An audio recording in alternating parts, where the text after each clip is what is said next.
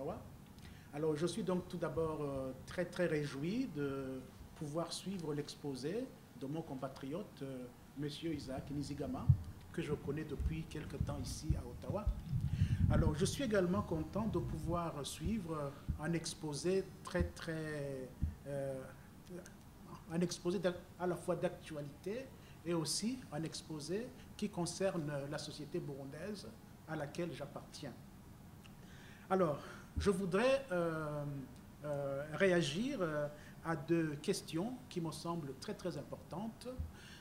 La première question concerne l'histoire monarchique du Burundi avant la colonisation et pendant la colonisation. Monsieur Nizigama, il a parlé de la société burundaise à l'époque monarchique en disant qu'au sommet de l'État, il y avait les Baganois. C'est tout à fait vrai.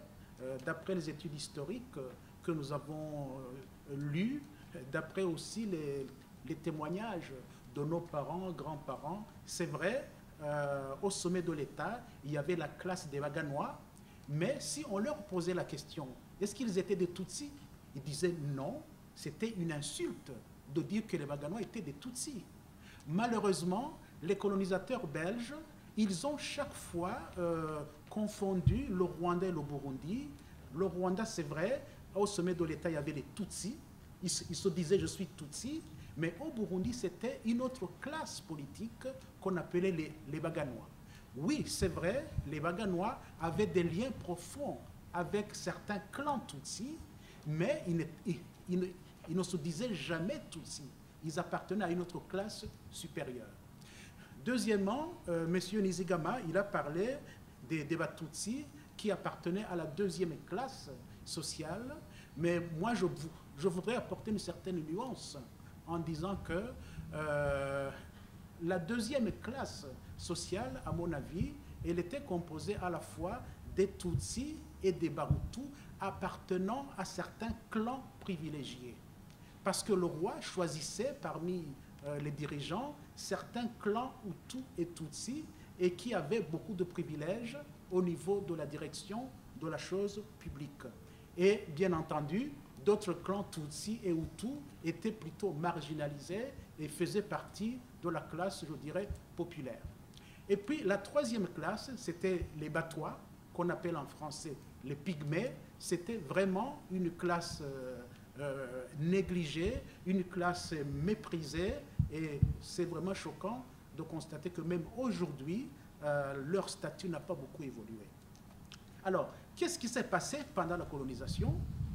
D'après les études historiques que nous avons lues, n'est-ce pas, le colonisateur belge, qui confondait chaque fois le Rwanda et le Burundi, alors il a dit qu'il faut qu'au Burundi, il n'y ait que les Tutsis qui dirigent le pays. Et qu'est-ce qu'ils ont fait? En 1925, ils ont instauré ce qu'ils ont appelé une réforme administrative. En quoi consistait-elle? Cette réforme consistait à destituer tous les chefs Hutus qui occupaient des postes importants dans le pays. Et ils ont été remplacés soit par certains Baganois, mais aussi par certains Tutsis appartenant au clan privilégié du Burundi. Je pense que c'est un point très important à souligner. Un autre point qui est toujours choquant, c'est que quand on a créé les premières écoles, d'après les témoignages que nous avons eus auprès de nos parents et autres, eh bien, ce sont ces enfants des familles Tutsis appartenant au clan privilégié qui ont eu accès à l'école, bien entendu avec les enfants des Baganois. Les autres Tutsis, ils étaient marginalisés comme les Hutus. Bien entendu, les Hutus ont été les premiers qui ont perdu les privilèges pendant la colonisation au bénéfice des familles des Baganois et aussi de certains Tutsis appartenant au clan privilégié. À la veille de l'indépendance, malheureusement, certains Tutsis, ils ont assimilé ces concepts-là et comme le disait notre ami Nizigama, il disait qu'un Hutu ne peut pas diriger le pays, c'est pour les Tutsis. Donc, ils ont conceptualisé ce schéma laissé par la colonisation, alors qu'on sait qu'avant la colonisation, il y avait des chefs Hutus qui dirigeaient, comme des chefs Tutsis.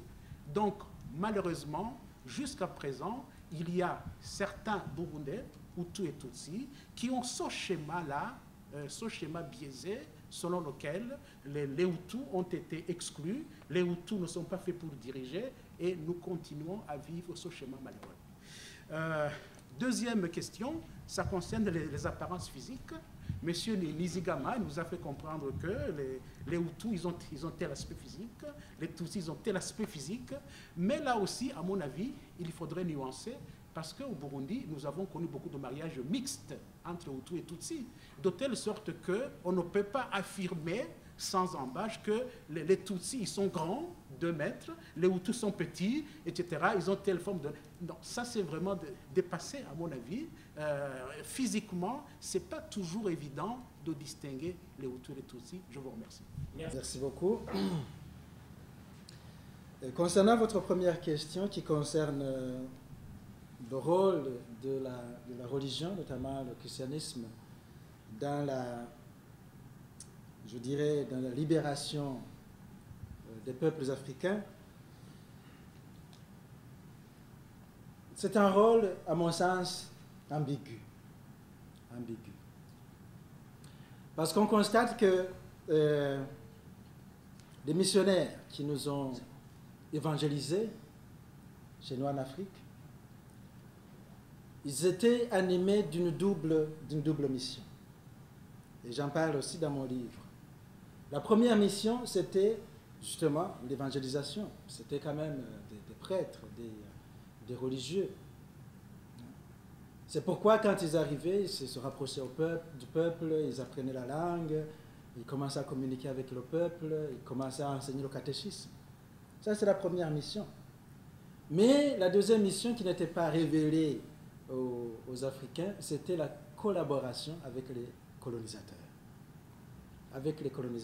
De sorte que la religion qu'ils enseignaient était en même temps une partie de la mission civilisatrice qui était une mission de l'Europe, décidée en Europe, pensant que les Africains, nous sommes des gens, de cette époque, étaient des gens acivilisés, encore des primitifs.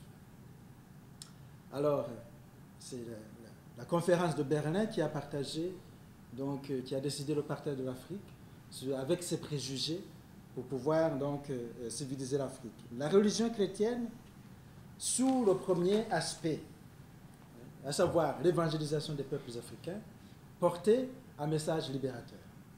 Je l'affirme dans ce livre parce qu'on constate qu'au niveau de l'enseignement du christianisme, le fait d'insister sur l'amour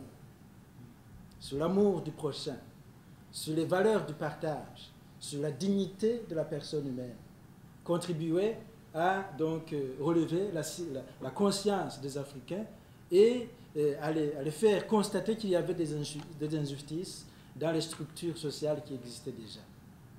Alors, ça c'est ma première position là-dessus, mais le fait de collaborer avec le colonisateur, qui lui n'était pas nécessairement quelqu'un de croyant. Il avait une mission politique et économique d'exploiter l'Afrique. Évidemment, on va dire, ils nous ont aidés aussi parce que ils ont tracé les routes, ils ont créé des écoles, des hôpitaux. C'est de bonnes choses qu'ils ont, des œuvres qu'ils ont faites, qui nous ont léguées. D'ailleurs, comme vous le disiez, avant, vous avez constaté que les gens en Afrique n'ont pas ajouté grand-chose sur l'héritage de la colonisation, parce qu'ils considéraient toujours comme quelque chose qui va provenir de l'homme européen ou de l'homme blanc. Alors, mais la mission d'exploiter l'Afrique était toujours là, les ressources minières. On se souvient des mines du Katanga. Comment il y a même une main-d'œuvre qui venait de l'Afrique pour aller travailler dans les mines du Katanga. Et parmi les raisons qui ont poussé les Belges à un certain moment à considérer le Rwanda-Urundi comme une partie du Congo belge, c'était justement de ne pas perdre la main-d'œuvre qui provenait du Rwanda-Urundi pour aller travailler dans les mines du Katanga. C'était un travail quasi gratuit, ils ne dépensaient pas beaucoup pour la main-d'œuvre à cette époque-là. Ce qui fait que collaborer en tant que missionnaire avec des gens qui sont en train d'exploiter les gens, c'était une forme d'opium, les endormir, de faire accepter la mission. Donc c'est l'opium du peuple, de faire accepter cette situation doucement, sans nécessairement les ouvrir les yeux sur les missions essentielles du colonisateur. Alors, la religion, d'un point de vue chrétien, d'un point de vue du message chrétien, a été une sorte de libération des consciences pour justement éveiller les gens aux injustices qui étaient tout autour. Comme on voit au Concile Vatican II, il y a un document conciliaire intitulé Dignitatis Humanae. Dignitatis Humanae qui insiste sur la dignité humaine. C'était en 62, donc le Concile Vatican II, 62-65. Alors, pour dire que à la base de l'idéologie démocratique, si on étudie même les sciences des religions, j'ai une spécialisation là-dedans. On voit qu'à la base de l'idéologie des droits de l'homme se trouvent des valeurs chrétiennes qui ont été sécularisées. Des valeurs chrétiennes. Le respect de l'individu, de la vie humaine. L'amour, quand on dit le droit de chacun de pouvoir avoir le nécessaire, les droits fondamentaux, le nécessaire pour manger, pour s'habiller, pour vivre. Tout ça, c'est des valeurs qui ont été transmises par la religion chrétienne et qui ont été sécularisées en vertu justement de la sécularisation générale issue du siècle des Lumières, parce qu'il fallait combattre l'obscurantisme religieux. Alors, caractère ambivalent de la monarchie, vous dites? De la colonisation. De la colonisation.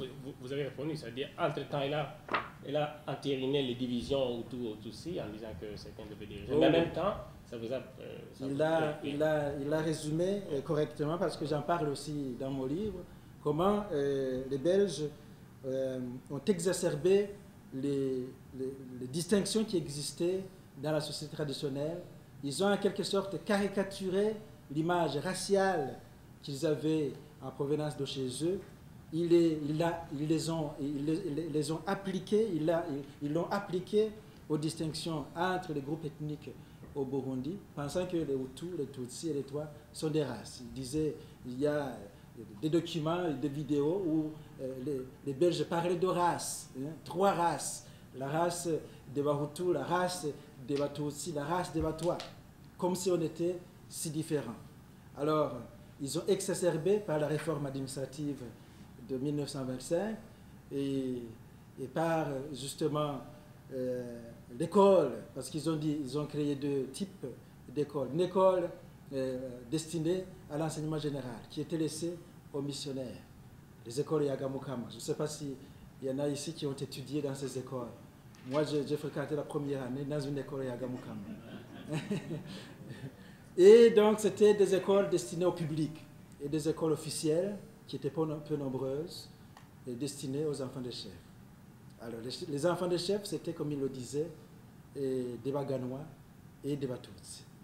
Évidemment, il y a le débat est là que vous avez soulevé concernant justement si les Baganois étaient des Batutsi ou si on peut les distinguer en disant les Baganois, c'est un groupe ethnique à part, les Batutsi, un autre groupe ethnique à part. Je ne prétends pas le clore ce débat ici, mais dans mon livre, je considère les Baganois comme un sous-groupe du groupe ethnique des Batutsi. Donc, je ne résous pas la question. C'est une position, une thèse que je prends pour ne pas embrouiller beaucoup de lecteurs. Alors, voilà, l'ambivalence, c'était ça. Les colonisateurs, parce que c'était dans leur intérêt. Ils ont appliqué ce qu'on appelle le indirect rule. C'était un héritage de la colonisation allemande. Le gouvernement indirect s'appuyait sur les chefs qui existent déjà. Alors, quand ils sont arrivés, ils trouvent que les chefs, c'était en majorité des Baganois et des Batutsi. Et, curieusement, ils licencient carrément tous les chefs Bahutus qui étaient dedans. Ils licencient. Ils disent, non, ce sont des éléments non valides. C'est quand même très fort. Ce sont des éléments non valides administrativement parlant. Alors, ils les ont remplacés par des Baganois et des Batutsi. Ce qui fait qu'ils ont, en même temps, en tant que tierce partie, parce que, ils ont réussi quand même à imposer leur domination à la monarchie, aux Mohamis, qui a signé le traité de Kiganda en 1903, qui a accepté de payer donc, une quantité énorme de têtes de bétail, et qui s'est soumis littéralement. Et quand je décris dans le livre comment ils ont adopté la stratégie pour justement transformer la monarchie burundaise à leur guise, et en créant une école privée pour le jeune Mwambutsa, c'était quand même une école privée à Muramvya pour l'instruire. L'instruction d'un enfant, quand vous inculquez une éducation à un enfant, vous créez une personnalité. Vous créez une personnalité. Alors, ce qu'on a fait du Mwami Mwambutsa, c'est ça qu'ils ont fait. À la longue, le Mwami Mwambutsa est devenu très moderne. Très moderne. Il a abandonné l'accoutrement traditionnel. Il a porté, comme je m'habille aujourd'hui, la cravate. Les rois, traditionnellement, ne portaient pas de cravate. Et il a goûté au voyage. En avion, il était toujours en voyage. Alors, c'était toute une transformation de l'institution traditionnelle de la monarchie, grâce justement à la stratégie des Blancs de pouvoir, des colonisateurs je veux dire, de pouvoir travailler sur la transformation identitaire, en ciblant les personnes clés qu'il faut d'abord transformer pour ensuite se voir aidé par ces personnes à transformer le reste. Voilà donc l'ambivalence du rôle de la colonisation. Dans mon livre, je relève justement l'aspect positif qui n'est pas nécessairement voulu par les colonisateurs, mais qui sera une conséquence de leur action, notamment sur l'identité des Warundi.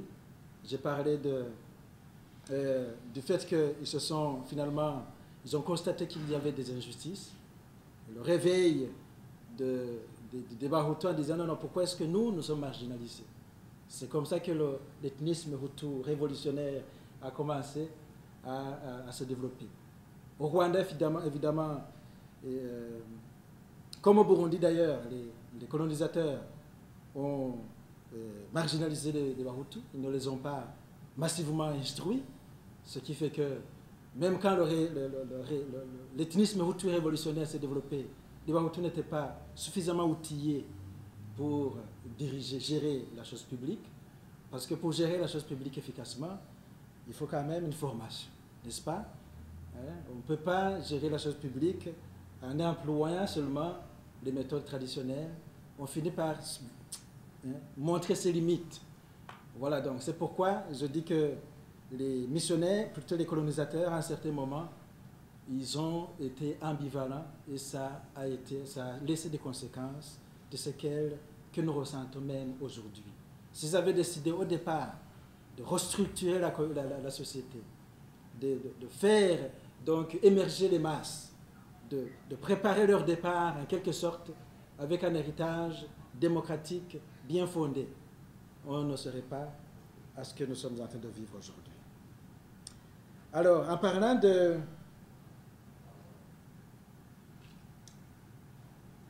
clans privilégiés, évidemment, c'est une thèse qui est développée par plusieurs. Et les historiens sont d'accord quand même qu'à la cour du roi, il y avait à la fois des Bahutus et des Batutsi. Il y avait des clans qui étaient spécialisés dans des domaines particuliers pour travailler à la cour.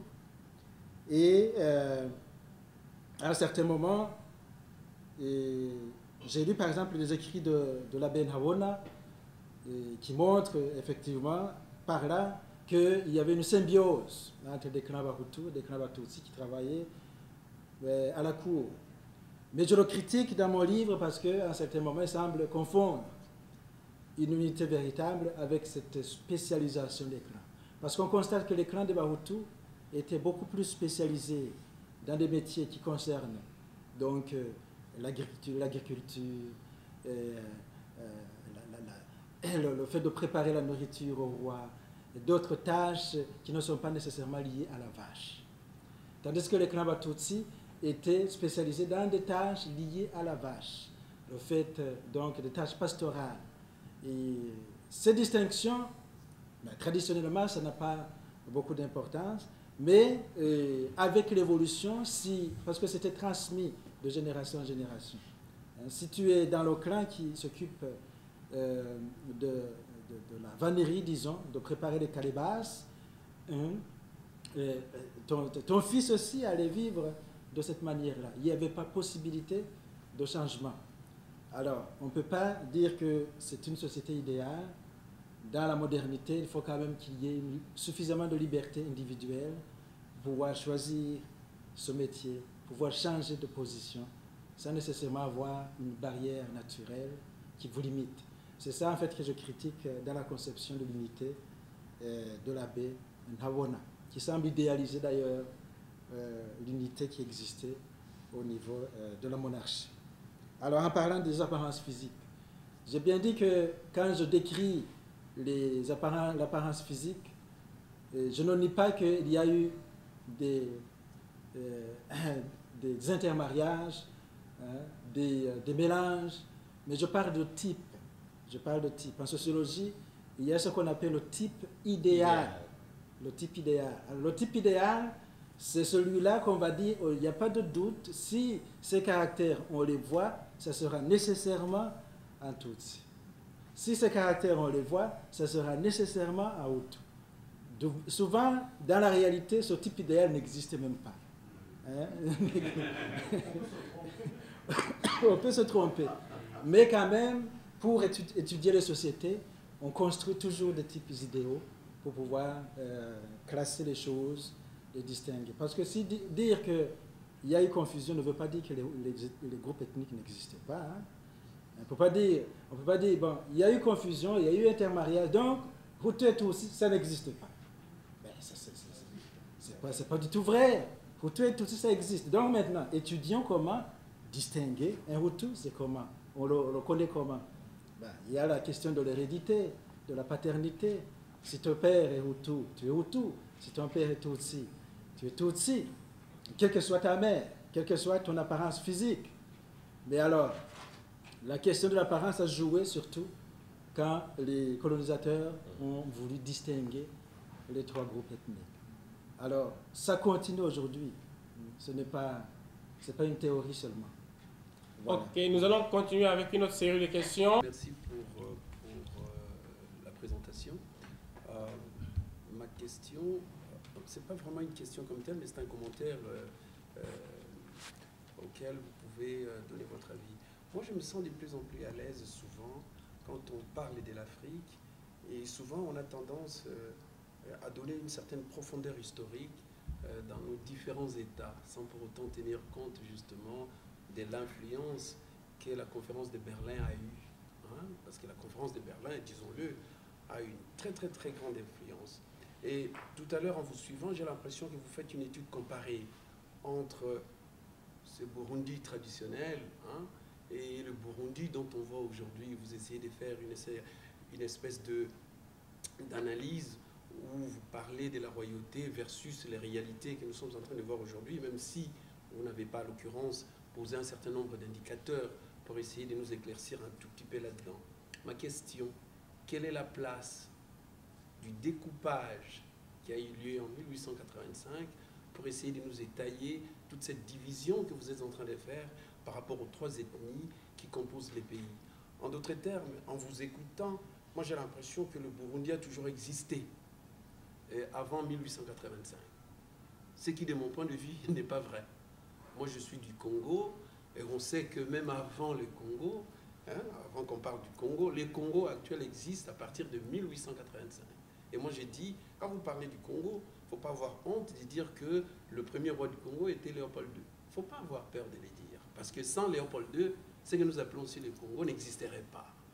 Dans la mesure où nous demandons, nous faisons la promotion de nous regarder nous-mêmes, hein, c'est-à-dire que de faire une réflexion intérieure, de dialoguer avec notre propre conscience pour essayer de comprendre le problème qui se passe, est-ce que l'intellectuel que vous êtes, il ne serait pas intéressant de commencer d'abord par regarder le problème en face, c'est-à-dire essayer de donner cette espèce de Burundi idéal, hein, auquel vous voulez faire allusion, pour essayer de nous de nous présenter des faits tels qu'ils sont, c'est-à-dire la manière dont les choses ont évolué. Parce que moi, je ne pense pas, honnêtement, là, je ne pense pas qu'en parlant du Burundi traditionnel versus le Burundi actuel, vous essayez d'expliquer le vrai problème.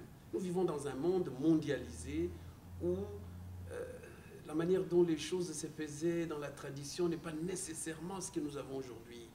Le monde aujourd'hui est un monde très complexe, au point que ce qui se faisait au niveau traditionnel, où vous parlez des vaches, des tanneries, etc., on ne peut pas les transposer dans les réalités d'aujourd'hui. Et donc, de ce point de vue, moi, j'aurais voulu que vous m'expliquiez la dynamique de ce qui se passe aujourd'hui.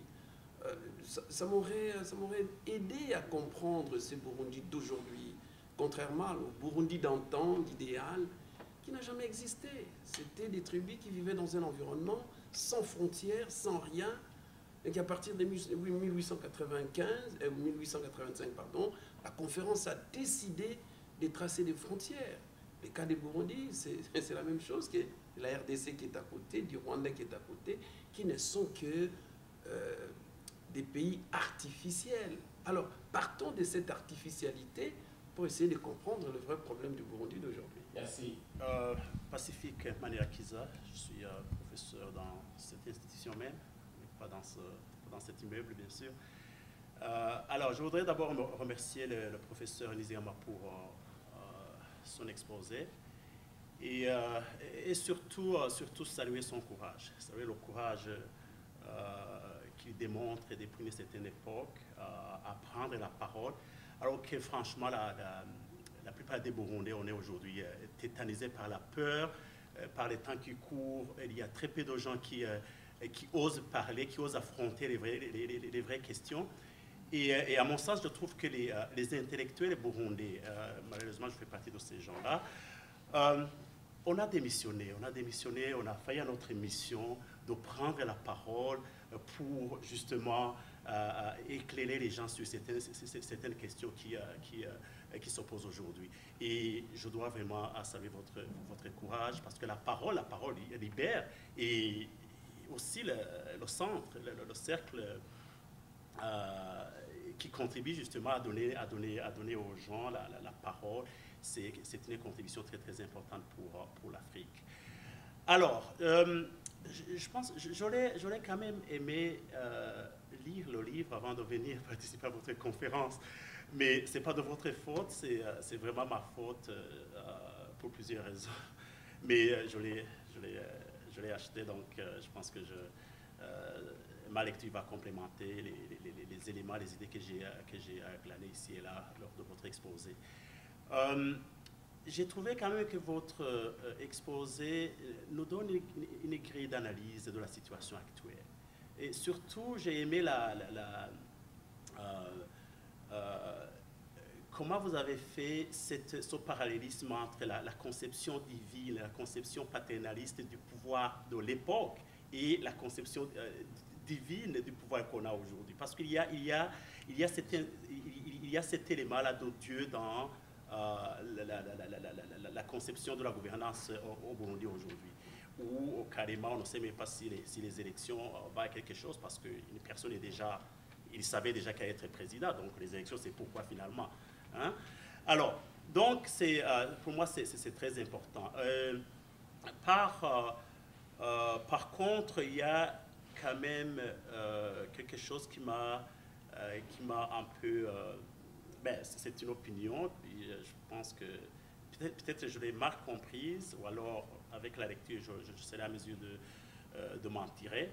La conception électoraliste du pouvoir, la conception électoraliste de la démocratie telle que vous l'avez présentée, où carrément vous dites que c'est avec cette conception, les Hutus vont rester, étant le groupe ethniquement majoritaire, ils vont rester au pouvoir éternellement. Et par voie de conséquence, les Tutsis ou les Twa n'ont aucune chance. Et je pense que quelque part, c'est une lecture ethnique de la chose. Mais en même temps, je pense que si les gens s'assemblent autour d'un projet de société, autour des grands idéaux que vous prenez ici, je pense qu'il y a moyen, il y a toujours moyen d'avoir une personne à la tête du pays, mais qui est originaire d'un groupe minoritaire. Sinon, comment est-ce qu'Obama serait président, hein? Si Obama avait mis sa casquette de noir, hein, il n'aurait pas été président. Donc ici, j'en appelle à mes confrères Tutsis. Cette vision ne devrait pas du tout décourager les gens pour participer à la gestion des affaires publiques du Burundi. Enfin, je pense que je suis d'accord avec vous sur un point. Le point qui concerne comment vous l'avez dit, je pense la dimension identitaire, hein, le fait que un Burundais a une identité plurielle. Des fois, je ne sais pas si vous avez entendu ce langage au niveau des Burundais, il y a des gens qui sont très gênés,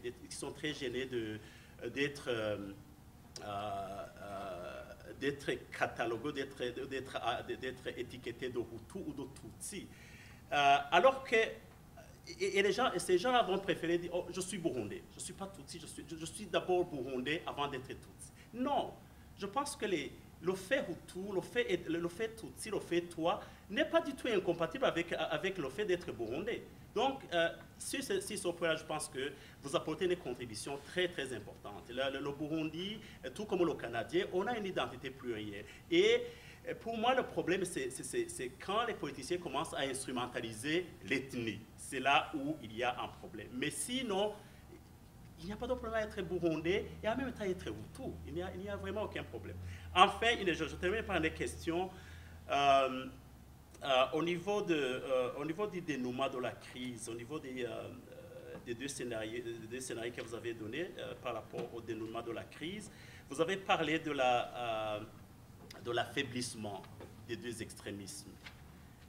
Bien sûr, la question c'est comment affaiblir les deux extrémismes, parce que franchement, je pense que si on regarde bien les choses aujourd'hui, on est à la merci des deux extrémismes. Il n'y a pas de voie du milieu. Ou bien, si vous prenez la parole, vous devrez appuyer au sein de FDD, ou alors vous devrez appuyer au Sinaled ou au REVA, mais c'est comme il n'y a pas de place au milieu. Alors, comment est-ce qu'on peut justement sortir de ces embrigades, de ces deux extrémismes-là pour finalement forger une voie qui permet de remettre le pays sur les rails. Je vous remercie. Merci. Moi, je m'appelle Médard Louamungu. Je suis canadien, mais d'origine rwandaise. Alors, dans ma série de questions, en fait, j'en ai relevé 4, mais je ne peux pas m'étendre là-dessus. C'est parce que vous avez parlé de Hutu révolutionnaires. Peut-être bien qu'au Burundi, ils ont été des révolutionnaires, mais au Rwanda, il me semble que non. L'étiquette révolution leur a été collée. Parce que finalement, lorsque vous dites que vous faites une révolution, réellement vous changez des choses de telle sorte que vous ne retournez pas en arrière. Une révolution, c'est quelque chose qui casse une situation qui est là, et puis on n'y revient plus, on ne revient plus en arrière. Or, ce qui se passe en 1959 au Rwanda, c'est tout simplement une conception de dire les Tutsis sont au pouvoir, ôtez-vous de là que je m'y mette. Et puis on est en 1959, ça signifie en pleine période coloniale. Donc, la main du colonisateur dans cette soi-disant révolution, il me semble que la propagande est telle que nous perdons ce point de vue-là, donc du rôle du colonisateur dans cette révolution. Il me semble que dans ce sens-là, probablement qu'il y a eu des Hutus plutôt victimes aussi. Ceux qui ont subi cette révolution, sans savoir ce que c'était. Finalement, ils n'ont été que des instruments, probablement lorsqu'ils ont tué leurs compatriotes Tutsis, et ainsi de suite. Ça aussi, cette ambiguïté doit être levée si les gens doivent se réconcilier. Parce qu'on ne peut pas se réconcilier sur une base mouvante, sur du sable mouvant. Ça, c'est mon premier point. Le deuxième point, c'est que vous avez parlé qu'au Burundi, il y avait des clans Tutsis et des clans Hutus. Alors qu'au Rwanda, les Hutus et les Tutsis et les trois mêmes se retrouvent dans les mêmes clans. Cette conception, disons, je voudrais quand même que vous me donniez un éclairage là-dessus. Troisièmement, vous avez parlé donc des Wagame. Effectivement, au Rwanda, il n'y en avait pas. Mais lorsque au Rwanda, le Mwami devenait Mwami, donc Yoyima Yingoma, il cessait d'être Tutsi, d'être Hutu ou d'être Twa. Donc il se mettait au-dessus. C'est à l'intronisation du roi Rudahigwa, donc en 1931, qu'on lui a dit, toi là, tu deviens Tutsi. C'est le premier à avoir régné comme Tutsi. Ses prédécesseurs cessaient d'être Tutsi. Maintenant, troisième point, c'est le Kubandwa. Je voudrais vous faire remarquer que cette religion, ce culte du Kubandwa, n'existait pas qu'au Burundi.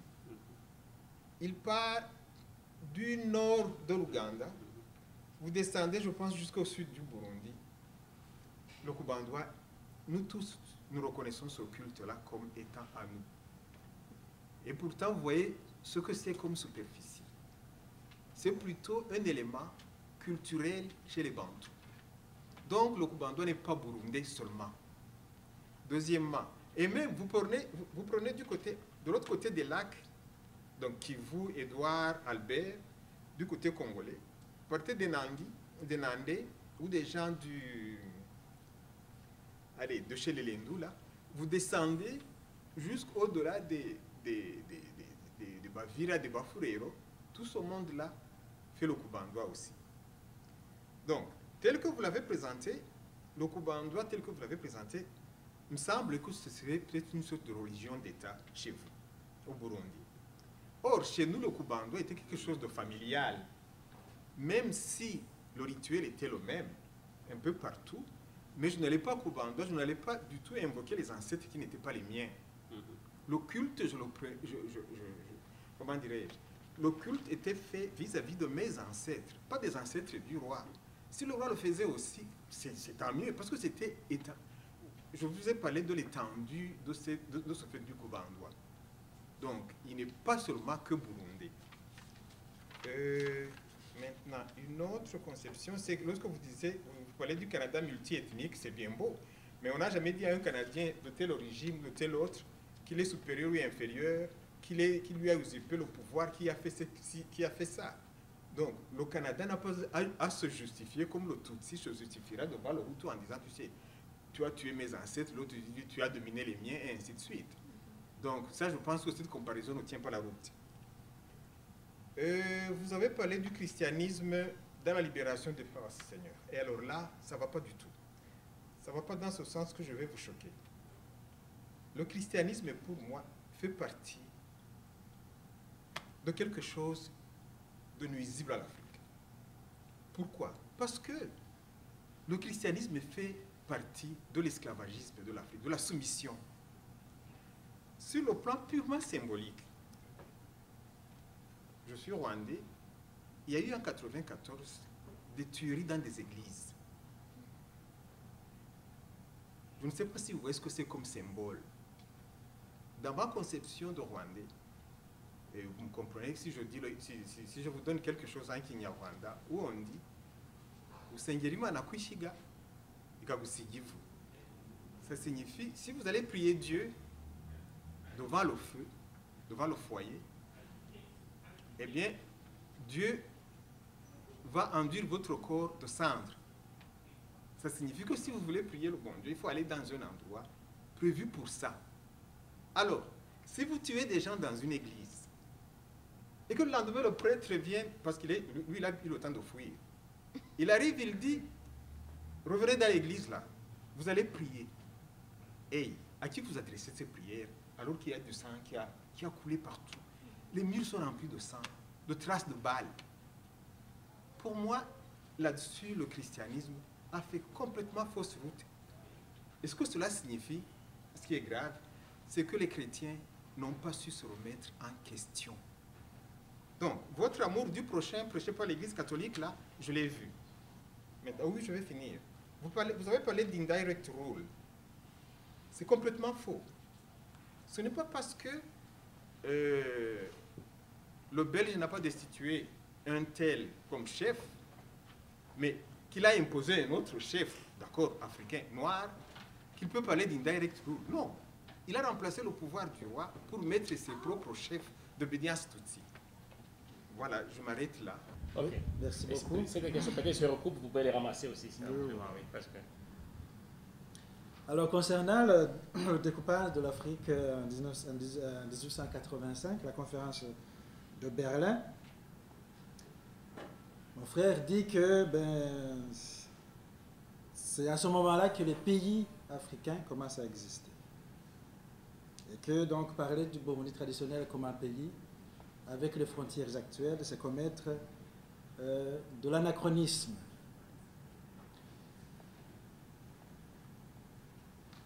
Il est vrai que on peut toujours considérer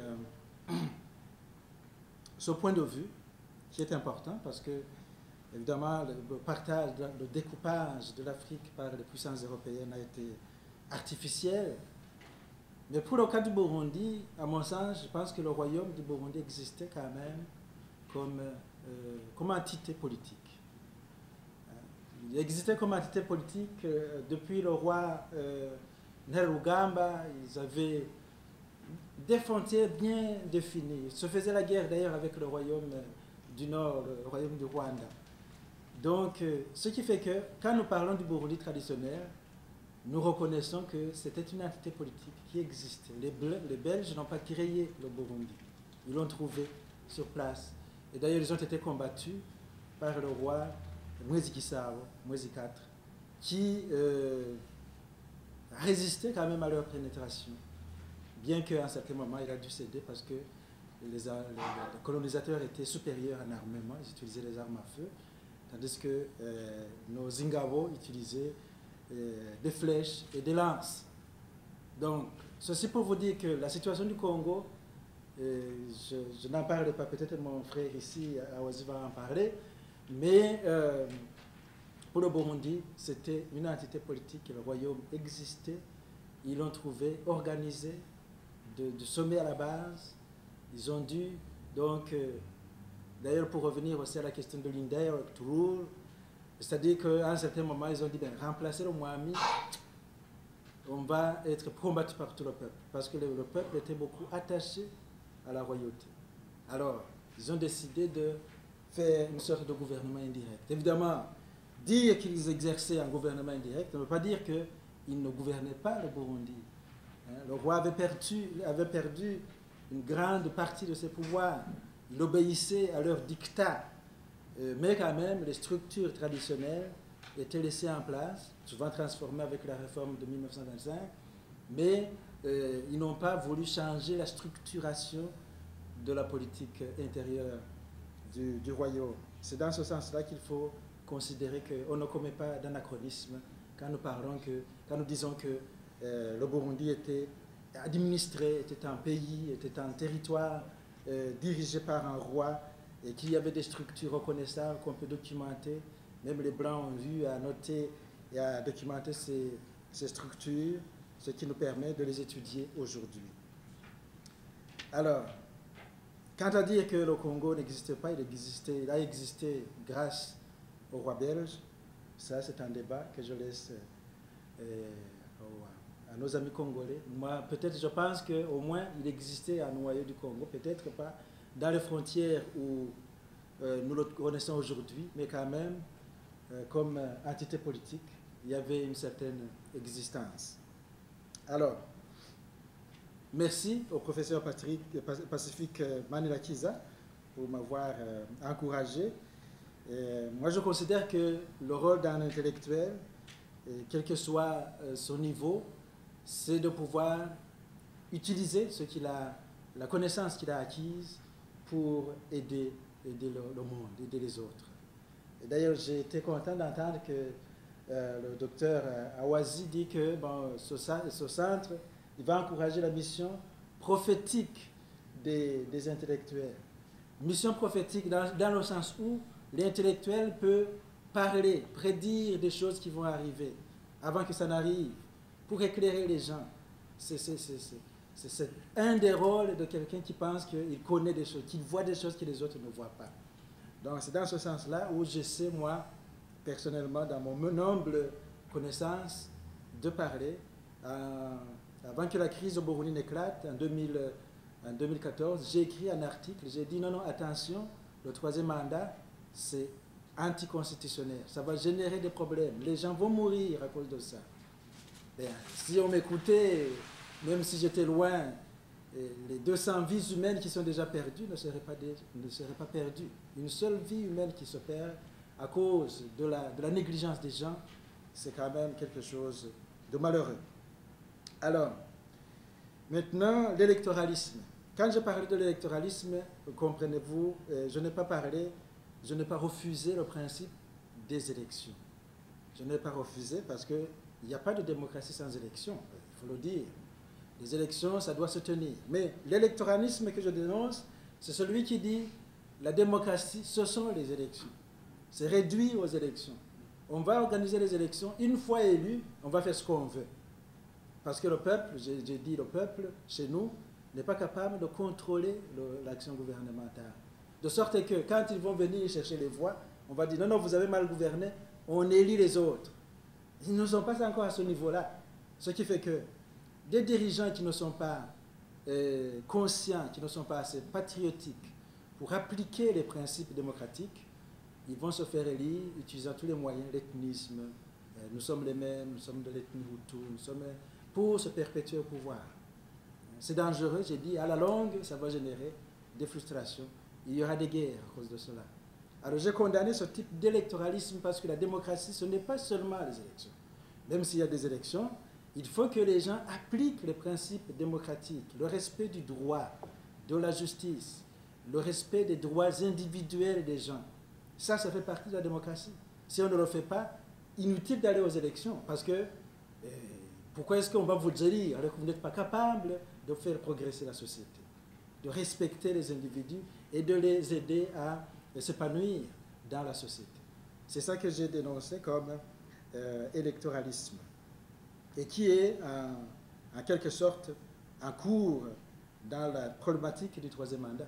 Des gens qui disent on a élu, bon, en juin et en juillet, donc on est légitime. Non, on a dit des élections que vous organisez sans consensus, alors qu'il y a des problèmes qui doivent être traités, ne sont pas valides. Alors, ce n'est pas que vous avez élu que c'est de la démocratie. Non, ce n'est pas ça la démocratie. La démocratie doit s'accompagner de certains principes qui sont fondamentaux pour que l'on dise que le processus démocratique est en cours et que ce soit valide. Voilà, donc c'est dans ce sens-là que je dis que c'est important de... Alors, on est à la merci des extrémismes.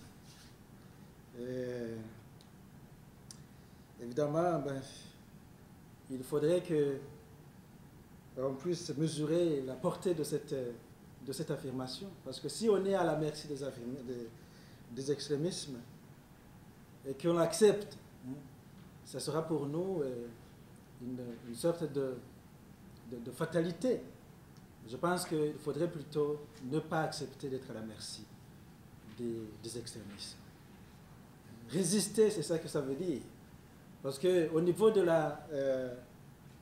pour bâtir le pays, ça ne prend pas seulement des forts. Ceux qui sont forts aujourd'hui peuvent devenir faibles demain. D'où il y aura une dynamique qui s'engage entre les gens qui croient en des causes et qui persévèrent dans la défense de ces causes et d'autres gens qui croient dans d'autres choses. Alors, moi, je pense qu'au niveau de l'extrémisme Hutu, au niveau de l'extrémisme, je parlais de l'ethnisme Hutu révolutionnaire de type extrémiste. Parce que l'extrémisme Hutu révolutionnaire n'est pas en soi une mauvaise idéologie, je le dis dans mon livre. Il réclame l'égalité des droits, la justice sociale, comme toutes les révolutions ont existé dans le monde. Ce n'est pas mauvais. De même, l'ethnisme Tutsi, tout court, n'est pas mauvais. Il réclame les droits pour les personnes de l'ethnie Tutsi, la survie, parce que se faire massacrer, quand même, c'est très grave. Alors, c'est légitime Mais ce que je condamne, c'est l'extrémisme hutu révolutionnaire de type extrémiste, qui n'accepte pas justement que la révolution soit une révolution qui agrandit tout le monde, qui met tout le monde au même pied d'égalité, mais qui ne devient pas dangereuse pour les autres. Donc, voilà donc.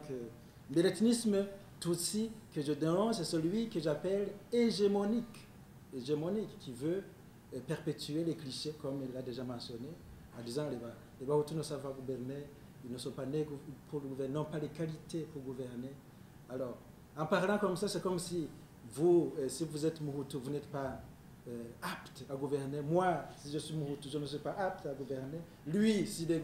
Donc, c'est une généralisation inacceptable. C'est une généralisation inacceptable. C'est pourquoi j'ai dit ça, c'est du racisme, tout simplement. Parce qu'il faut mesurer d'abord les compétences des gens, pris individuellement, avant de les étiqueter de n'importe quelle sorte. Alors, vous avez dit aussi que le Hutu et le Tutsi n'est pas incompatible avec le fait d'être burundais. C'est ce que je dis dans mon livre. Je dis qu'au Burundi, il existe des groupes ethniques, les Hutus, les Tutsis et les Twa. Alors, au Burundi, si on va chercher le Burundais, le Murundi, on va trouver soit un Muhutu, soit un Mututsi, soit un Mutwa. Alors, on n'a pas à dire je suis Murundi parce que seulement je suis Tutsi ou je suis Hutu, je suis Twa. Non, les trois groupes ethniques existent et partagent la même identité citoyenne. C'est une identité partagée qu'il faudrait alors défendre maintenant pour refuser de s'exclure mutuellement, voire même de s'entretuer à cause de cela. Alors, maintenant, si j'abonde dans le sens de la question, je vais partir d'abord de mon ami qui vient du Rwanda, M. Médard Ndouamungu. Et il a dit qu'au Burundi, plutôt au Rwanda, il n'y a pas eu de révolution en 1959, que les Hutus ont été instrumentalisés, victimes des colonisateurs. Moi, je pense que c'est peut-être une affirmation trop forte, parce que Grégoire Kayibanda, j'en parle aussi un peu dans mon livre, a quand même travaillé là-dessus, a travaillé beaucoup dans le cadre du Parmi Hutu, hein, et donc, il a collaboré bien sûr avec les colonisateurs pour mener la révolution rwandaise en 1959. Donc on ne peut pas dire qu'ils ont été simplement instrumentalisés. Seulement, comme vous le dites, ils n'ont pas été à la hauteur de la tâche révolutionnaire qui les attendait. Ils ont seulement remplacé le pouvoir qui était là et ils ont redoublé d'efforts pour commettre les mêmes forfaits, l'exclusion.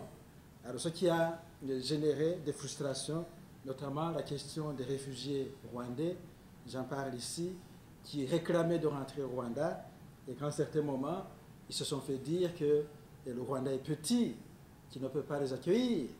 Ça, c'était une façon inacceptable de concevoir la citoyenneté rwandaise. Quand on dit qu'on dirige un pays, on doit reconnaître qu'on dirige un pays qui est habité par des gens. Et ces gens-là, tu ne peux pas commencer à leur ôter leur identité citoyenne, comme ça, parce que c'est toi qui diriges. Non, ça c'est quand même inacceptable. Alors, on voit les conséquences de cela. Et aujourd'hui, évidemment, mon livre se focalise sur le cas du Burundi. Je ne vais pas aborder beaucoup le cas du Rwanda qui est différent du cas du Burundi. Nous avons évolué différemment, justement parce qu'au Burundi, il y a eu des négociations, il y a eu un accord qui a été signé et qui a été appliqué. Ça, c'est très important. C'est-à-dire qu'au Rwanda, il y a eu des négociations à Arusha même. L'accord a été conclu, mais avant d'être appliqué, il y a eu l'assassinat du président, il y a eu le génocide. Ce qui a suivi, ça a été la conséquence de ces deux événements. Alors, ce qui fait qu'on ne peut pas dire que c'est la même situation, bien que la démocratie reste quand même quelque chose qui se cherche en Afrique. Alors maintenant, est-ce que les Bahami au Rwanda étaient des Batutsi?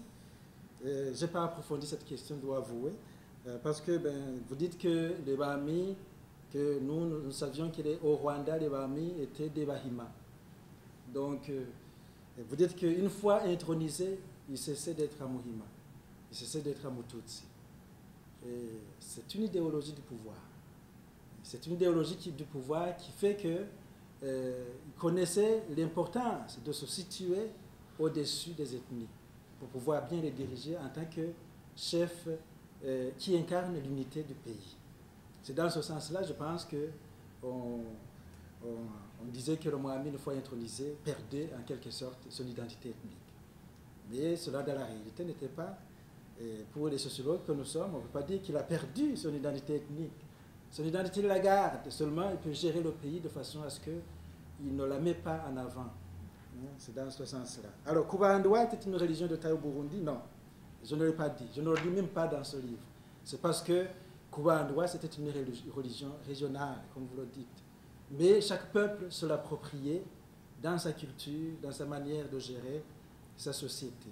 Au Burundi, on se l'avait approprié et de cette façon qu'on a en quelque sorte identifié le Mwami, le premier roi, Ntare Rushatsi Shambalantama, comme l'héritier de Kiranga. Donc, beaucoup de peuples chez nous ne voyageaient pas beaucoup. Les Burundais ne voyageaient pas beaucoup dans les pays de la région. Ils connaissaient seulement les coins où ils vivaient. D'où, quand ils apprenaient une chose, ils pensaient que c'était à eux seuls, même si c'était partagé avec d'autres peuples. Alors, je ne dis pas que c'était une religion d'État, c'était une religion qui était utilisée par l'État pour pouvoir gérer le royaume. Alors, comparaison entre Canada et Burundi. Vous dites que c'est faux? Non, ce n'est pas faux. Ce n'est pas faux dans la mesure où, quand je parle d'une gestion de la diversité, diversité de 3 groupes, diversité d'une multitude de groupes, il y a lieu de comparer. Ce n'est pas parce qu'au Canada, il n'y a pas eu des réclamations des gens qui se sont tués. Je ne sais pas si vous avez suivi le débat à propos des Autochtones, qui réclament aussi que leurs droits soient respectés. C'est une identité, l'identité autochtone. Et chez nous, il y a eu ces tragédies qui ont fait que les gens se perçoivent comme vraiment ennemis les uns des autres. Mais cela ne veut pas dire qu'on doit démissionner pour pouvoir gérer cette diversité-là pour l'avenir, non pas pour le passé. Pour l'avenir, parce que nous avons intérêt à gérer la diversité chez nous, à nous accepter mutuellement. Vous êtes Hutu, vous êtes Tutsi, vous êtes toi. Quel que soit ce qui s'est passé, assoyons-nous sur la table pour nous réconcilier. Chez nous, j'en ai parlé dans mon exposé, il y avait une commission qui était prévue et qui a été mise en place, qui est bloquée actuellement, la commission Vérité et Réconciliation. Parlons des problèmes qui se sont produits chez nous, des tragédies qui ont eu lieu, essayons de regarder les responsables et à la longue, demandons-nous pardon et s'il y a lieu, jugeons les crimes et avançons en nous respectant mutuellement. C'est ça que j'appelle la diversité.